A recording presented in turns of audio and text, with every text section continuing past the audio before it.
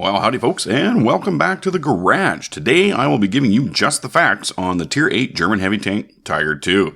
Tiger II was first produced in 1943 and continued until the end of the war with an estimated production total of 492 units. The L-71 88mm gun was capable of knocking out any Allied tank at ranges in excess of 2.5 kilometers, while almost all Tiger II losses were attributed to either a mechanical breakdown or a lack of fuel. There is no evidence that the Tiger II's frontal armor was ever penetrated by an Allied shell in combat. Here in World of Tanks BLITZ, the Tiger II can face weapons for which it was never designed to withstand. 150mm with pronounced angling on the upper glacis and 100mm on the lower glacis and 80mm on the sides and rear of the hull, while the turret sports 185mm frontal armor with very little angling and the sides and rear thicknesses of 80mm. This often requires it to assume more of a support role, pouring devastating fire into enemies engaged by more heavily armored teammates up front. Armor Inspector shows us what each of the Tier 8 heavies in-game sees when pointing its top gun with regular armor piercing at the front of the Tiger II. Protect that lower plate, give no more than 20 degrees of hull angle. That's about the best you can do.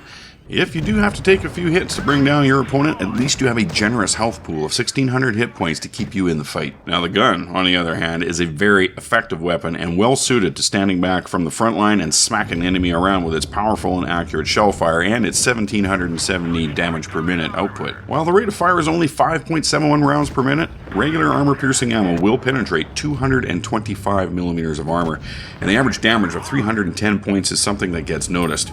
There are times, though, when facing a particularly tough opponent that only spicy ammo will do, and when you load up the APCR, you will be able to pen 285mm of hardened steel. The rather poor mobility of the Tiger II is another factor that lends to it filling the support role.